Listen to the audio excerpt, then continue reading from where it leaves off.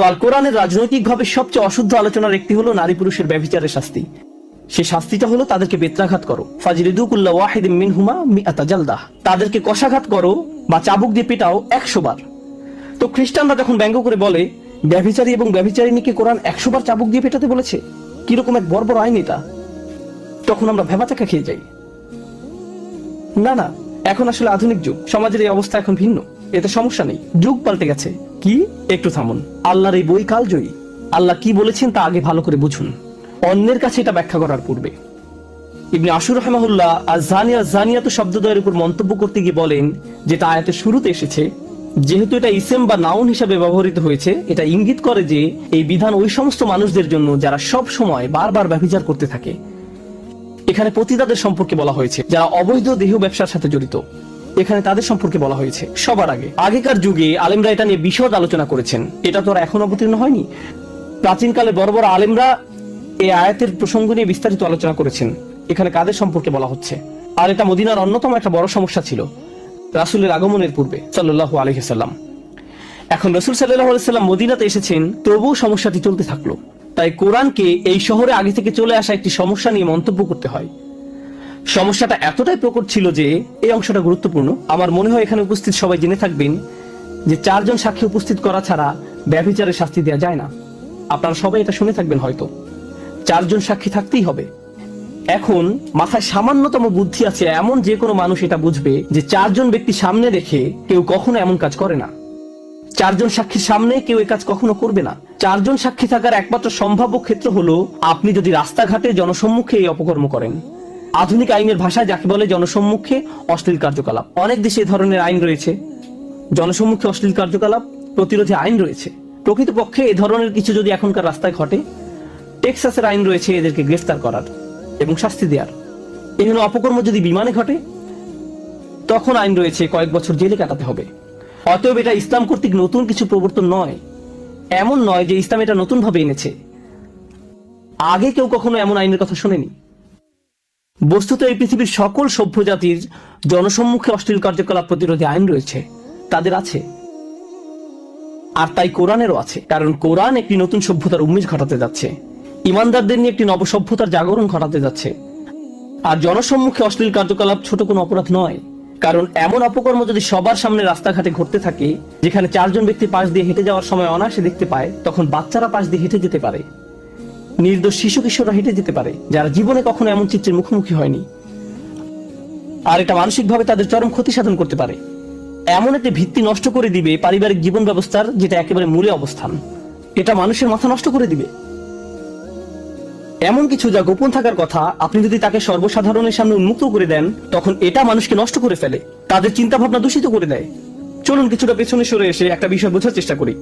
আমরা এমন এক কঠিন সময় বাস করছি, জেনার জন্য 4 জন সাক্ষীর কথা ভুলে যান। আপনি এখন 4 মিলিয়ন সাক্ষীও জোগাড় করতে পারবেন, কারণ পর্নোগ্রাফি ইন্ডাস্ট্রি, নোংরামের ইন্ডাস্ট্রি ব্যভিচার বিক্রি করে, বিলিয়ন বিলিয়ন ডলারের ব্যবসা করে। ইন্টারনেট মার্কেটিয়াররা বাঁশের লাঠি থেকে শুরু করে তোয়ালে পর্যন্ত যে কোনো কিছু বিক্রি করতে পারে। জানেন সবচেয়ে সফল ইন্টারনেট প্রোডাক্ট কি? পর্নোগ্রাফি ইন্ডাস্ট্রির প্রোডাক্ট। ইন্টারনেট মার্কেটিং এ তারাই লিডার। যদি ইন্টারনেট মার্কেটিং এর কোনো সেমিনারে যোগ দেন, দেখবেন ইন্ডাস্ট্রিতে সবচেয়ে সফল ব্যক্তি, নিজের বিনিয়োগ থেকে যে সবচেয়ে বেশি উপার্জন করে, সে হলো ওই ব্যক্তি যে অনলাইনে জিনা ব্যভিচার বিক্রি করে। ওরাই একেবারে সবার আগে থাকে। তো ব্যাপারটা এখন সম্পূর্ণরূপে মানুষের চোখের সামনে। আর ব্যাপারটা যখন এতটাই জনসম্মুখে বর্তমান, কল্পনা করতে পারেন কি পরিমাণ ক্ষতি সাধন করে মানুষের মন মানসিকতায় যারা এগুলো দেখে। কি পরিমাণ ক্ষতি এটা ইতিমধ্যে করে ফেলেছে। কত লক্ষ কোটি শিশুরা মানসিকভাবে ক্ষতিগ্রস্ত হয়েছে, কত কিশোর কিশোরীর মন মানসিকতা নষ্ট করে দিয়েছে এই অসভ্যতা, কত শত বিবাহ ধ্বংস হয়ে যাচ্ছে এই নোংরা চিত্রগুলো জনসম্মুখে ভেসে বেড়ানোর কারণে। এই অসভ্য চিত্রগুলো চোখের সামনে না এসে পড়াটা এখন কতটা প্রায় অসম্ভব হয়ে দাঁড়িয়েছে, যত চেষ্টাই আপনি করেন না কেন। কারণ অগণিত অর্থ ব্যয় করা হচ্ছে এটা নিশ্চিত করার জন্য যে আপনি যেন এরকম কিছু একটা দেখতে বাধ্য হন। তাই কোরআন এসে বলেছে এটা খুবই সংকটজনক এক সমস্যা, যার রয়েছে খুবই ক্ষতিকর এবং ধ্বংসাত্মক প্রভাব। মানুষের বুদ্ধিতে জট পেকে যাবে, এগুলো তাদের চিন্তা ভাবনাগুলো গুলিয়ে ফেলবে, মাথা নষ্ট করে দিবে। তাদের দ্বারা এমন সব অপরাধ সংঘটিত হবে যে এমনকি বুঝেও আসবে না। মার্কিন যুক্তরাষ্ট্রে কি পরিমাণ জঘন্য অপরাধ সংঘটিত হয় শিশুদের বিরুদ্ধে, কি পরিমাণ যৌন নির্যাতনমূলক অপরাধ সংঘটিত হয়, প্রতি মিনিট পর পর পুলিশের কাছে কি পরিমাণ রিপোর্ট আসে। এমন ধরনের অপরাধ ঘটতে থাকে যখন আপনি বারবার এসব জঘন্য চিত্রের মুখোমুখি হন। এরপর এটা সমাজের স্বাভাবিক চিত্র হয়ে দাঁড়ায়। তাই কোরআন এগিয়ে এসে বলে, না, কেউ যদি জনসম্মুখে এমন নির্লজ্জ অপরাধ করে বসে তখন তোমাদেরকে অবশ্যই তাকে শাস্তি দিতে হবে। চলুন এখন শাস্তি নিয়ে কথা বলি।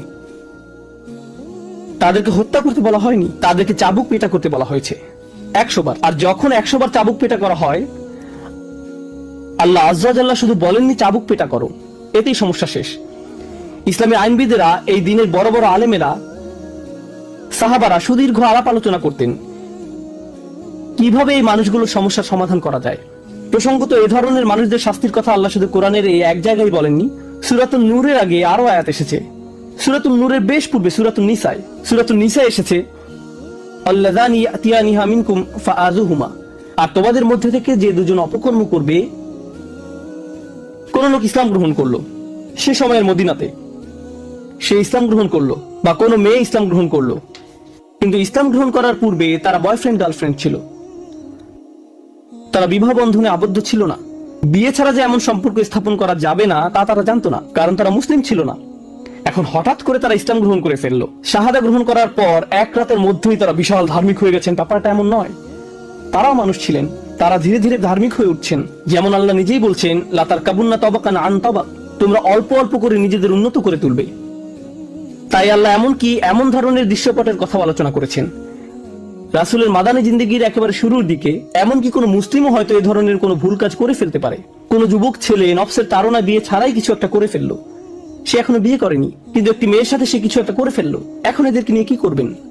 কোরআনের আয়াত অবতীর্ণ হলো, যা এই আয়াতগুলো দ্বারা মানসুখ হয়ে গেছে অনেক আলেমের অভিমতে। তাদের জন্য কোন ধরনের শাস্তি নির্ধারণ করা হয়েছিল? আল্লাযানি ইয়াতিয়ানিহা মিনকুম, আর তোমাদের মধ্যে থেকে যে দুজন অপকর্ম করবে, ফাআযুহুমা, তাদেরকে শাস্তি প্রদান করো।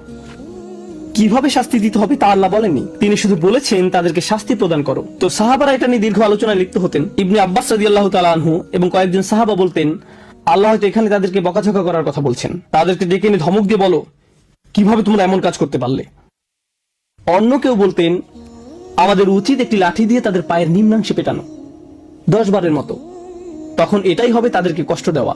তাদেরকে চাবুক পেটা বা কাটা ছেঁড়ার কথা কেউ কখনো চিন্তাই করেনি। উল্টো করে ঝুলিয়ে রাখা বা পাথর মারার কথাও কেউ চিন্তা করেনি। না না না, তখন এই ধরনের কোনো বিধান আসেনি। তারা যুবক বয়সের তাড়নায় একটি ভুল করে ফেলেছে, ব্যাপারটাকে সহজভাবে গ্রহণ করুন। তারা মাত্র কিছুদিন হলো ইসলাম গ্রহণ করেছে, ভুল কাজটা ঘটে গেছে, ঠিক আছে, তাদেরকে তিরস্কার করতে হবে। প্রসঙ্গত এটা কোরআনেরই বিধান, ফাইন তাবা ওয়া আসলাহা ফাআরিদু আনহুমা, অতঃপর যদি তারা তওবা করে এবং বলে যে আমরা আর কখনো এমন কাজ করব না, বা যদি তাদের বিয়ে হয়ে যায় তবে তাদেরকে ছেড়ে দাও।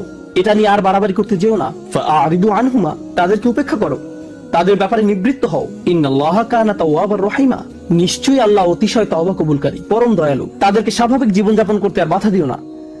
তারা বড় একটি ভুল করেছে, কিন্তু এখন তাদেরকে অন্য সবার মতো স্বাভাবিকভাবে চলতে দাও। তাদেরকে আর অপমানিত করো না, যা করার তা ইতিমধ্যে করেছো। পরবর্তীতে যখন শাস্তির আয়াত অবতীর্ণ হয়, এমনকি তখনও 4 জন সাক্ষীর প্রয়োজন ছিল, তো পরবর্তীতে আরো কঠোর বিধান অবতীর্ণ হয়। যদি এর পরেও কিছু ঘটে, চাবুক পেটা করতে হবে, কষাঘাত করতে হবে। কিভাবে তা করা হবে? হয়তো ভাবছেন চামড়ার তৈরি বিশাল এক চাবুক নিয়ে খটাস খটাস আঘাত করা হবে, ফলে মানুষটার পিঠ থেকে চামড়া ছিঁড়ে রক্ত বের হবে। এরকম কষাঘাত চলবে 100 বার। 10 বারের মাথায় হয়তো লোকটা মরে যাবে। না না না, একটু থামুন। ইসলামী আইনবিদগণ এটা নিয়ে ব্যাপক আলোচনা করেছেন। তারা বলেছেন অতি গরম কোনো দিনে চাবুক মারা যাবে না, বা অতি শীতের দিনেও নয়, কারণ চামড়া তখন বেশি স্পর্শকাতর থাকে। রোদের মধ্যে দাঁড় করিয়েও নয়, কারণ আল্লাহ তাদেরকে এমন শাস্তি দেওয়ার ইচ্ছা করেননি। যে ব্যক্তি চাবুক পেটা করবে তার বগল যেন দৃষ্টিগোচর না হয়, সে যেন এভাবে পূর্ণ শক্তিতে না পেটায়। বিশাল দেহের অধিকারী মানবরূপী কোনো দানবকে নিয়ে আসতে হবে, সে কঠোরভাবে পেটাতে পারবে না। না, মূল উদ্দেশ্য এটা নয়। বস্তুত এ শাস্তি অনেকটাই আনুষ্ঠানিকতা মাত্র। ইসলামের ইতিহাসে এই শাস্তি বাস্তবায়িত হয়েছিল মাত্র, প্রসঙ্গত ইসলাম মহাদেশের পর মহাদেশ জুড়ে ছড়িয়ে পড়েছিল। আপনারা জানেন সেটা।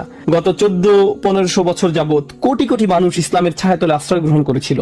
গোটা সময়টা জুড়ে সম্ভবত 3-4 বারের এমন ঘটনা ঘটার রেকর্ড পাওয়া যায়। আর শাস্তি কার্যকর করার মতো একটা উপলক্ষ তৈরি হয়নি। এটা ইসলামের ইতিহাস।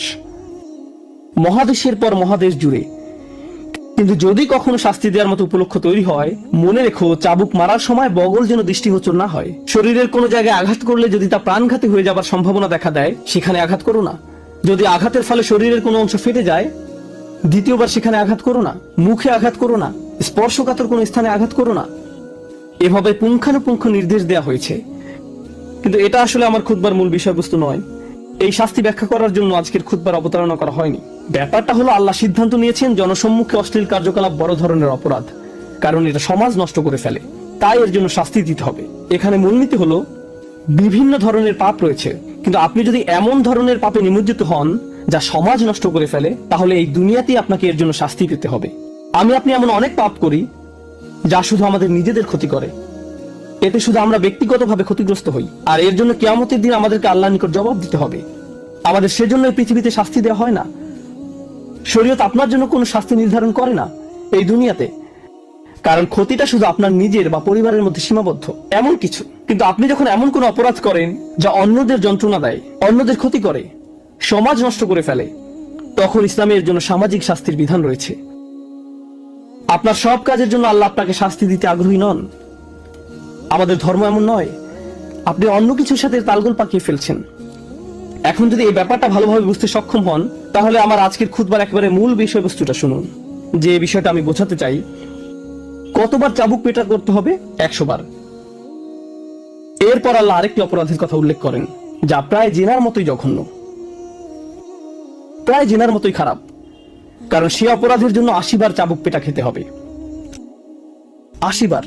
ব্যবহারিক দৃষ্টিকোণ থেকে বলতে গেলে, কাউকে যদি 100 বার কষাঘাত করা হয় এবং অন্য একজনকে 80 বার, এর মাঝে আসলে তেমন কোনো পার্থক্য নেই। উভয়ের ক্ষেত্রেই ব্যাপারটা অপমানজনক, উভয় ক্ষেত্রেই বিব্রতকর। প্রসঙ্গত, আমি পূর্বের আয়াতে শেষাংশে উল্লেখ করিনি, যখন চাবুক পেটা করা হচ্ছে, আল্লাহ বলেন, ওয়ালিয়াশহাদ আযাবাহুমা তাইফাতুম মিনাল মুমিনিন। সবার আগে ওয়ালা তাখুযুকুম বিহিমা রাফাতুম ফি দীনিল্লাহ, আল্লাহর আইন কার্যকর করার ব্যাপারে তাদের প্রতি দয়া মায়া তোমাদেরকে যেন প্রভাবিত না করে।